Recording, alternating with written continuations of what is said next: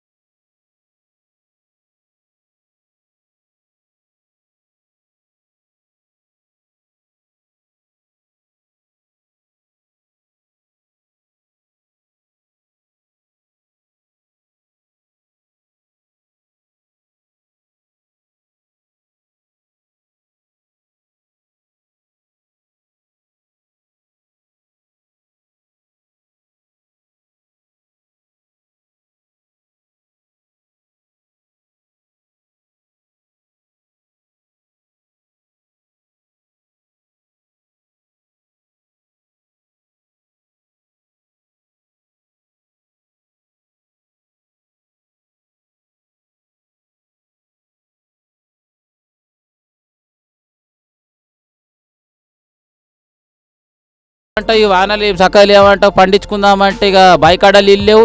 హైదరాబాద్ వచ్చి బతుకుదామంటే ఇంత ఘోరంగా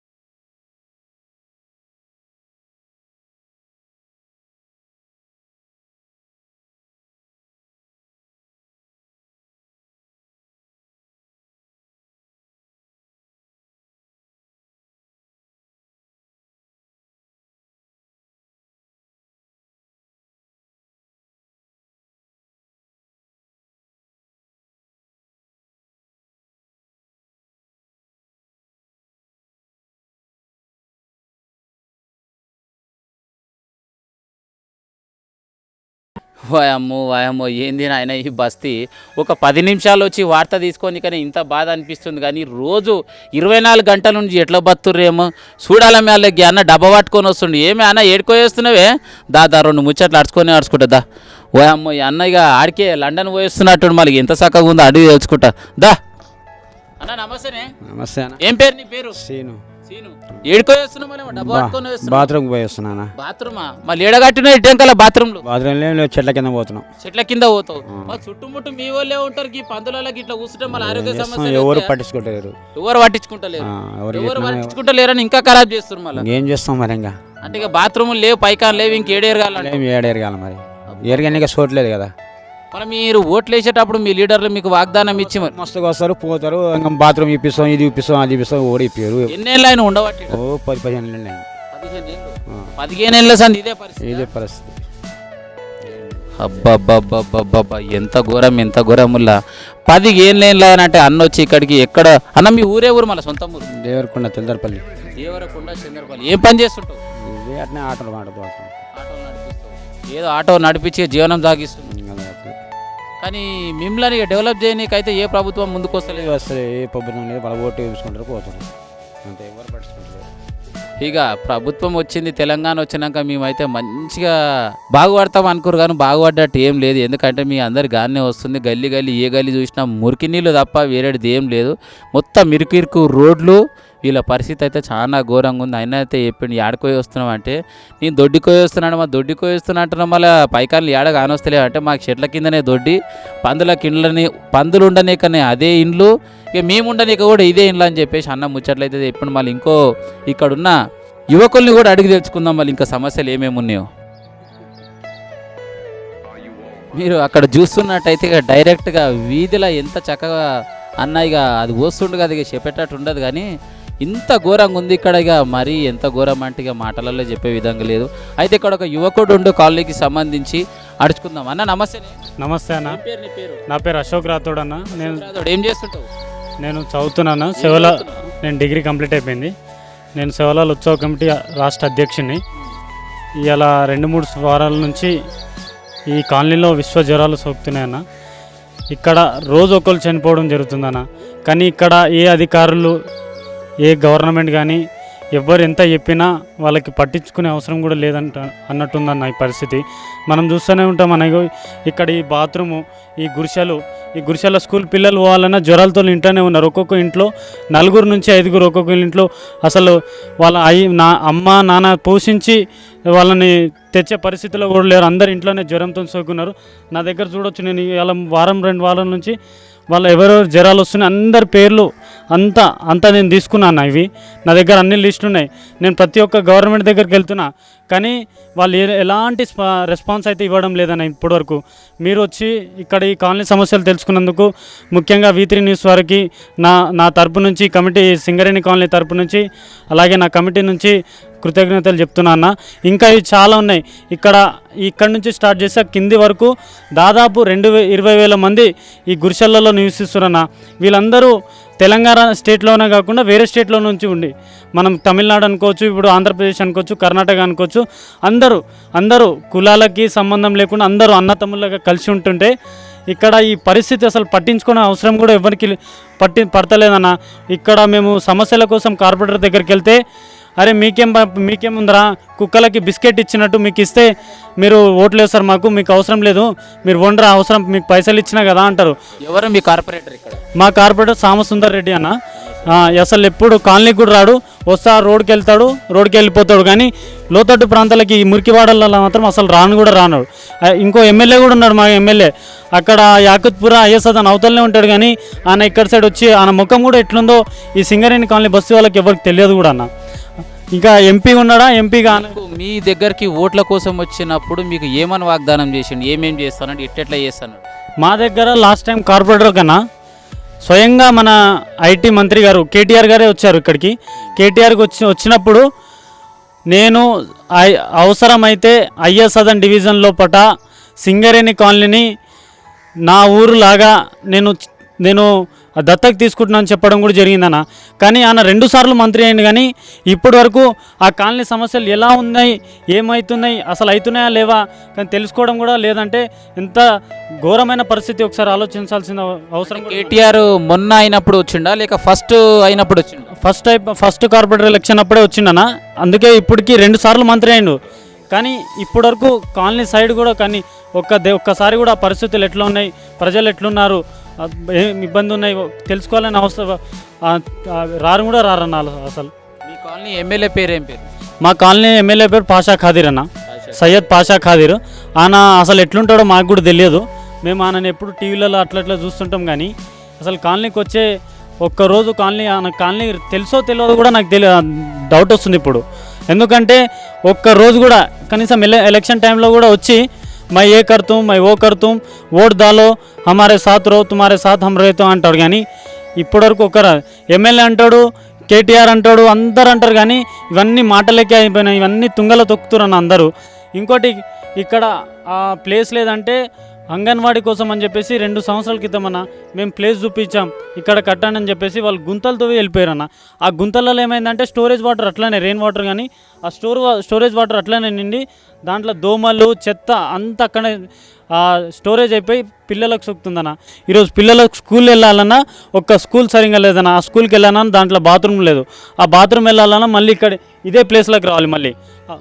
అంటే విద్యార్థులకు స్కూల్కు పోతే కూడా వాళ్ళకి కనీసము స్కూల్ దగ్గర కూడా అలాంటి సౌకర్యాలు ఏం లేదంట. స్కూల్ దగ్గర ఒక బ్లాక్ బోర్డు కూడా లేదన్న స్కూల్లో. మేము చూపిస్తాను, నేను మీకు కావాలంటే మన V3 న్యూస్ ద్వారా మనం చూపిస్తాను. నేను స్కూల్లో బోర్డు కూడా లేదు. కనీసం బాత్రూమ్కి వెళ్ళడానికి అమ్మాయిలన్నా అబ్బాయిలన్నా వాళ్ళ ఇంటికి వచ్చి మళ్ళీ వెళ్ళాలంటే ఒక్కసారి ఇంటికి వస్తే మళ్ళీ స్కూల్ కూడా పోరు. అంతా చాలా ఇబ్బందులు ఉన్నాయి. మళ్ళీ ప్లే గ్రౌండ్ కోసం అని చెప్పేసి ఇంకో ప్లేస్ కూడా చూపించాం. ఆ ప్లే గ్రౌండ్కి మధ్యలో గుంత తవ్విండు ఇప్పుడు మన కార్పొరేటర్ గారు. ఆ గుంత తవ్వి మళ్ళీ మూసేసి ఆయన వెళ్ళిపోయాడు. ఆ ప్లే గ్రౌండ్ పట్టించుకునేటోళ్ళు లేరు. ఇక్కడ అంగన్వాడీ కోసం ఇంకోటి మనం 100 పడకల హాస్పిటల్ అని చెప్పేసి కొత్తగా ఇంప్లిమెంట్ అయింది. ఇది కట్టిస్తామని చెప్పేసి ప్లేస్ కూడా కలెక్టర్ గారు శాంక్షన్ చేసిపోయారు. ఇప్పటికీ 3 సంవత్సరాలు అవుతుంది, కానీ ఎవరు పట్టించుకునే కూడా మహానుభావుడే లేడు ఇక్కడ. ఇప్పుడు మీరు ఉంటున్న ఈ యొక్క జాగా స్థలాలు గవర్నమెంట్ ఇచ్చిందా లేక మీరే ప్రభుత్వ స్థలంలో కబ్జా చేసి కట్టుకున్నారా? ప్రభుత్వ స్థలంలో కాదన్న, ఇక్కడ చాలా సంవత్సరాల నుంచి ఇక్కడనే ఉన్నారు. వాళ్ళు ఉన్న పలంగానే మనకు హామీ కూడా ఇవ్వడం జరిగింది. మీరు ఉన్న పలంగానే మీకు డబుల్ బెడ్రూమ్ కట్టిస్తామని చెప్పేసి హామీ కూడా ఇవ్వడం జరిగింది. యాక్చువల్గా ఈ మొత్తం వచ్చేసి 21 ఎకరాస్ ఉన్నాయి. ఇవంతా 7 ఎకరాలు ఏమో బిల్డింగ్స్ కట్టారు. ఇంకా 14 ఎకరాలు ఇక్కడ గుడిసెలు అక్కడ గుడిసెలు చాలా ఉన్నాయి. ఇక్కడ అన్నీ ఇలానే ఉన్నాయి, కానీ పరిస్థితులు అయితే చాలా ఘోరంగా. ఇక్కడ ఇలా ఉంటాయి. ఇంకా ముందుకు వెళ్తే అసలు మనము ఇంటర్వ్యూ చేయడానికి కానీ మీకు రావడానికి కానీ మీరు భయపడుతున్న పొజిషన్లో ఇలా చూస్తున్నాం మేము ఈరోజు. అసలు భయపడుతూ సింగరేణి కాలనీ అంటే చాలామంది అవతలనే ఉంటారు, కానీ ఇక్కడ వచ్చే పరిస్థితుల్లో కనిపిస్తలేరన్న. ఇప్పటికే చాలామంది జ్వరాలన్న. మొన్ననే పొద్దుగాల ఒక అమ్మాయి చనిపోయిన వాళ్ళ పేర్లు ఏమైనా చెప్పగలుగుతారు? చెప్తాను. ఇక్కడ డెంగ్యూ ఫీవర్తో చనిపోయిన వాళ్ళ లిస్టు నా దగ్గర ఉంది. ఈ లిస్టు మన V3 న్యూస్ ద్వారా అధికారులకి మరియు ఆరోగ్య శాఖ మంత్రి గారికి, మన కార్పొరేటర్ గారికి, ఈ స్థాయిలో ఉన్న అధికారులకి అందరికీ మీ న్యూస్ ద్వారా తెలియజేస్తామని ఆశిస్తూ నేను పేర్లు చెప్తానన్న. Rakesh son of Venkatram. ఈయన 9 రోజుల నుంచి జ్వరం. ఈయనకు 9 ఏళ్ళ బాబు 6th క్లాస్ చదువుతుండన్న. నీలాపూర్ హాస్పిటల్లో 7 రోజుల నుండి చనిపోయిండన్న. నేను మొన్న 6వ తారీఖే చనిపోయిండు. ఇంకోటి మమత అమ్మాయి సన్ ఆఫ్ నందు. ఏజ్ ఏమో 13 సంవత్సరాలన్నా. 3 రోజులు హాస్పిటల్ నుండి చనిపోయిందన్న. ఇంకోటి చరణ్. ఈ అబ్బాయికి చాలా యశోద హాస్పిటల్లో, మన నీలాపూర్ హాస్పిటల్లో మన చాలా సాయం కూడా అందించాం మేము మా కమిటీ తరపు నుంచి. అలాగే మా మాజీ మంత్రివర్యులు రవీంద్ర నాయక్ కూడా తనకు తోచినంత సాయం ఇచ్చి హాస్పిటల్లో జాయిన్ చేశారు. చరణ్ అనే అబ్బాయికి రీసెంట్గా నిన్న చనిపోయారు ఈయన. ఇంకోటి ఇంకా చాలా ఉన్నాయన్న నా దగ్గర. వికాస్ అని, ఇంకా లాస్యా అని, నవీన్ అని, విరాట్ అని, ఈ పిల్లలు పెద్దలు అందరూ ఉన్నారన్న. దేవ, చరణ్, విఘ్నేష్, సూర్య, అఖిల్, నిఖిత, నిఖిల్, పవన్, సుశాంత్, ఆకాష్, తరుణ్, రేణుక, అరుణ్, చిన్నారి, సునీత, ఆంజనేయులు, గౌతమ్, చైతన్య, రేణుక, అనిత, సరిత, ఆశిష్, సోనీ పేర్లే ఉన్నాయన్న. మీరు దయచేసి ఎట్లయినా ఈ యొక్క విషయాన్ని గవర్నమెంట్ దృష్టికి తీసుకెళ్లాలని, అలాగే మా నియోజకవర్గం సంబంధించిన అధికారులకు తీసుకెళ్తే చాలా బాగుంటుందని చెప్పేసి ఈ సింగరేణి కాలనీ తరపున, మా కమిటీ తరపున, పెద్దలు చిన్నలు అందరి తరపున V3 న్యూస్కి స్పెషల్గా ధన్యవాదాలు చెప్తున్నామన్న. Thank you. ఈ యొక్క కవరేజ్ తీసుకున్నందుకు చాలా ధన్యవాదాలు అన్న మీకు.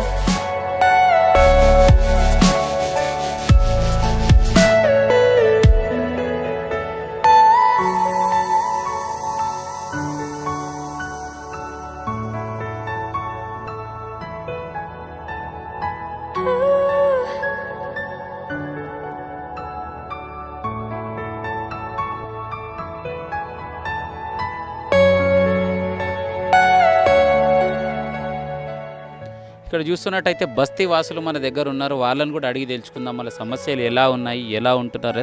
అమ్మ నమస్తే అమ్మా. నమస్తే సార్. నీ పేరు? నా పేరు బుజ్జి.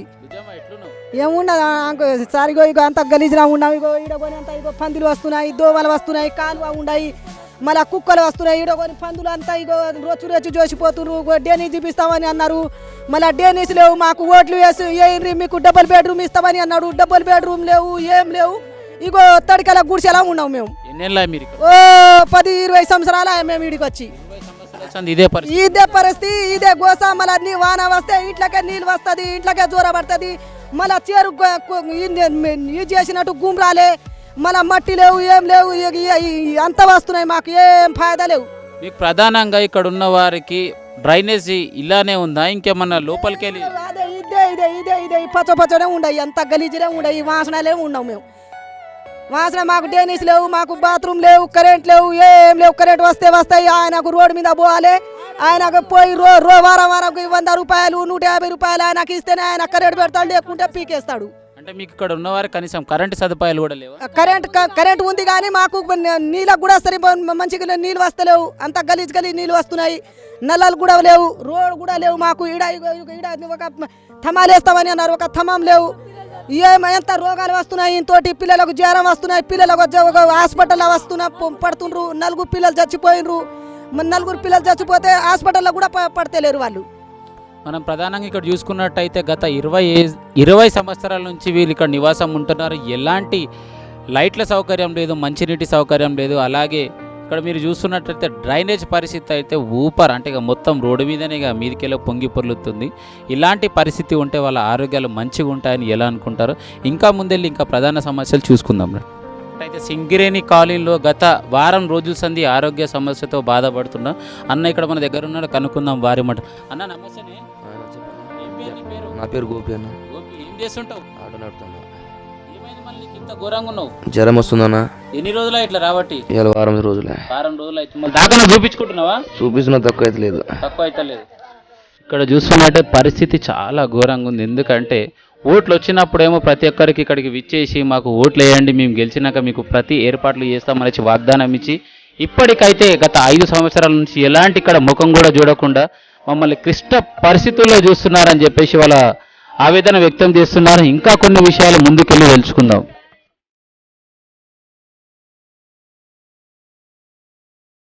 తెలంగాణలో పేదవారి కోసం ఏర్పాటు చేసిన విద్యుత్తు మీటర్లు ఇక్కడ చూస్తున్నట్టు మనకు మంచి చక్కగా కానొస్తుంది. ప్రతి ఇంటి నెంబర్తో సహా ఎంత చక్కగా ఉంది చూడండి. ఇక్కడ ఎలాంటి పరిస్థితి అంటే వర్షం వచ్చినప్పుడు కనీసం ఎవరైనా చూడక వచ్చి ఇక్కడ తగిలితే షాక్ వచ్చి చనిపోయే పరిస్థితి ఇక్కడ కానొస్తుంది. ఎలాంటి సదుపాయం ఏర్పాటు చేయకుండా కరెంటుని ఎంత ఘోరంగా ఇక్కడ వాడుతున్నారో మీరు కూడా చూడొచ్చు. దయచేసి ప్రభుత్వానికి తెలియజేసేది ఏంటంటే వీరికి కనీసం ఉండడానికి ఇంత ఘోరంగా ఉన్నా కనీసం వాళ్ళకి చిన్నగా మీటర్లు ఏర్పాట్లు చేసి ఎవరింటికి వారికి పోయే కరెంటుని స్వచ్ఛతంగా నీట్గా వెళ్ళే ప్రయత్నం చేస్తే బాగుంటుందని చెప్పేసి నేను కూడా కోరుకుంటున్నాను. ఇక్కడ చూస్తున్నట్టయితే ఖాళీ కరెంటు కొండలు అక్కడ తగిలేసి ఉన్నాయి. మామూలు సమయాల్లో అయితే ఉత్త స్తంభాలను పట్టుకుంటూనే కరెంట్ వస్తుంది, కానీ ఇక్కడ చూస్తున్నట్టయితే ఈ పరిస్థితి చాలా ఘోరంగా ఉంది. దయచేసి సింగరేణి కాలిన గోడుని ప్రభుత్వం చూడవలసిందిగా మరి వీటిలో స్పెషల్ స్టోరీలో మీకు చూపించబోతున్నాం. ఇంకా కొన్ని మరి సమస్యలు ముందుకెళ్ళి తెలుసుకుందాం.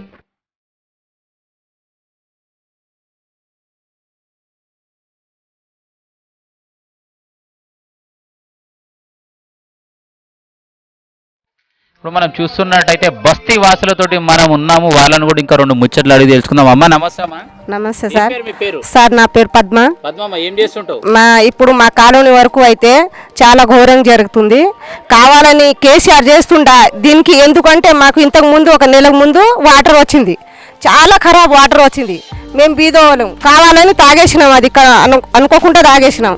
అందు గురించి ఇదైందా లేకపోతే మాకు ఏం ప్రాబ్లం అనేది తెలుస్తలేదు. ఇది ఏం ఘోరం అని మాకు తెలుస్తలేదు. ఇంతకుముందు ఇప్పుడు 4 పిల్లలు మా ఇక్కడ చనిపోయారు. దాని తర్వాత పెద్దవారు కూడా 2 చనిపోయారు ఇక్కడ. ఇప్పుడు ఏం చేయాలనో మాకు అర్థం కాక అందరు హాస్పిటల్లో ఉన్నారు. కొంతమంది ఏం చేశారంటే భయపడి ఊర్లలో వెళ్ళిపోయారు, రూమ్లలో వెళ్ళిపోయారు. ఇది ఇప్పుడు మాకు ఏం చేయాలో అర్థం కావట్లేదు. మరి ఇది కావాలని కేసీఆర్ గారు చేస్తుండా ఇట్లా అందరు వెళ్ళిపోవాలి, ఇది వదిలిపెట్టి జాగా వదిలిపెట్టి వెళ్ళిపోవాలని చేస్తుండా, లేకపోతే ఏ పెద్ద మనుషులు చేస్తురా, లేకపోతే ఇవి లీడర్లు ఉన్న లీడర్లు చేస్తురా మా గురించి ఏం కాక అర్థం కాక మేము టీవీ 9 ఇప్పుడు ఇస్తున్నాం అట్లాని అంతవరకు. ఇక్కడ చూస్తున్నట్టయితే ప్రధానంగా సమస్య నెలకొంది. ఏంటంటే ఇక్కడ మంచి నీళ్ళు లేవు, మోరీలు లేవు, లైట్లు లేవు. గత కొన్ని కాలాల నుంచి మామూలుగా తాగడానికైతే నీళ్లు వచ్చాయి. ఇప్పుడు ప్రస్తుతానికి 2 నెలల నుంచి కనీసం తాగడానికి నీళ్లు కూడా రావడం లేదు. ప్రధానంగా ముఖ్య కారణం ఏంటంటే గత నెల రోజుల సంది ఇక్కడ ప్రతి ఒక్కరికి వ్యాధులు వచ్చి ఇప్పటికి 5-6 మంది చనిపోవడం జరిగింది. ఇక్కడున్న పరిస్థితి ఏంటంటే ఇక్కడ చేతబడి అలాంటివి ఏమైనా ఉన్నాయని చెప్పేసి చాలా మంది ఊర్లలోకి వెళ్ళిపోవడం కూడా జరుగుతుంది. దయచేసి ప్రభుత్వానికి వీరి ద్వారా తెలియజేయడం ఏంటంటే చూస్తున్న పరిస్థితి అయితే మలేరియా, డెంగ్యూ ఫీవర్ తోటి చాలా బాధపడుతున్నారు. ఇప్పటికైతే పరిస్థితి చాలా ఘోరంగా ఉందని చెప్పేసి వాళ్ళ మట్టలో తెలుసుకుందాం. అన్న నమస్తే. నమస్తే. ఏం పేరు మీ పేరు? లచ్చు. లచ్చన్న ఎన్ని రోజులు చదువుకుంటున్నావు ఇక్కడ? ఇక్కడ దగ్గర 20 సంవత్సరాల నుంచి ఉంటాం. 20 సంవత్సరాలు చదువుకుంటున్నాం. మరి ఏం పని చేస్తుంటావు? మేము ఆటో నడిపిస్తాం, కొంచెం కూలి పనికి పోతారు మా వాళ్ళు. అయితే దగ్గర ఇప్పుడు నెల రోజులు అవుతుంది. నెల రోజుల్లో మొత్తం మలేరియా, టైఫాయిడ్, ఇంకోటి డెంగ్యూ, ఈ జ్వరంతో ఎక్కువ ఉన్నారు. ఇక్కడ ఎక్కువ జ్వరం వస్తుంటే అందరూ ఏందో హాస్పిటల్కి వెళ్ళిపోతారు. కొంతమంది ఇక్కడ ఇప్పుడు 2-3 రోజుల్లో, వారం రోజుల్లో 4 చనిపోయారు ఇక్కడ. అయితే ఇంకా ఎక్కువ వచ్చింది జ్వరం కాబట్టి అందరూ ఏమో రూమ్కి వెళ్ళిపోతారు, ఇంకా టండకి వెళ్ళిపోతారు, ఊరికి వెళ్ళిపోతారు. పరిస్థితి బాగలేదని ఊరికి ఎక్కడ వెళ్ళిపోతారు. కాబట్టి మాకు కూడా గవర్నమెంట్ కొంచెం చూసి మాకు కూడా సాయం చేయాలి. ఎందుకంటే ఇక్కడ కొంచెం క్యాంపస్ కూడా పెట్టాలి అని మేము కోరుకుంటున్నాం. ఇప్పటి వరకు ప్రభుత్వం నుంచి ఎలాంటి మెడికల్ సదుపాయాలు ఏమైనా కలిగించారా? లేదా ఇంతవరకు ఎవరు రాలేడా. ఇక్కడ ఎమ్మెల్యేలు కూడా ఎప్పుడు రారు, ఇంకా కార్పొరేటర్ కూడా ఉన్నారు ఇక్కడ. కానీ ఎలక్షన్ నాడే వస్తారు, తర్వాత మళ్ళీ కార్పొరేటర్ రారు, ఇంకా ఎవరు ఇక్కడ రాదు. దోమలు కూడా రాదు, వాళ్ళు కూడా రారు ఇక్కడ. ఇంకా ఎవరు రారు ఇంతవరకు. ప్రస్తుతానికి నగర పంచాయతీ అలాగే అక్కడైతే ప్రతి వారానికి ఒకసారి దోగలు చనిపోవడానికి మందు కొడుతున్నాను. మీకు అలాంటిది ఏమన్నా ఇక్కడ ఏర్పాటు చేశారా? ఇంతవరకు ఎవరు మా దోమలు అది ఎవరు రాలే, ఇంకా ఎవరు రావట్లేదు ఇక్కడ. ఇక్కడ చూస్తున్నట్టయితే ప్రధానంగా హైదరాబాద్లో ఉన్న ఒక 20,000 మంది జనాభా ఉన్న ఇక్కడ సింగరేణి కాలనీలో ఇప్పటికీ ఎలాంటి మెడికల్ సదుపాయం లేదు. అలాగే దోమల నివారణ కోసమని ఎలాంటి మందు కొట్టింది లేదు. కనీసం మమ్మల్ని చూడడానికి ఏ కార్పొరేటర్, ఏ ఎమ్మెల్యే ఇక్కడ కనీసం తల కూడా తిరిగి చూస్తారని చెప్పి వాళ్ళు ఆవేదన వ్యక్తం చేస్తున్నారు. ఇలాంటి సంఘటన జరిగితే త్వరలో రోడ్డుపై ధర్నాకు దిగుతామని చెప్పేసి కాలనీ వారందరూ V3 న్యూస్తో స్పెషల్ ఫోకస్లో తెలియజేస్తున్నారు. దయచేసి గవర్నమెంట్ వీళ్ళ బాధలు తెలుసుకొని ఎంబడే స్పందించాలని చెప్పేసి V3 న్యూస్ స్పెషల్ ఫోకస్లో కెమెరా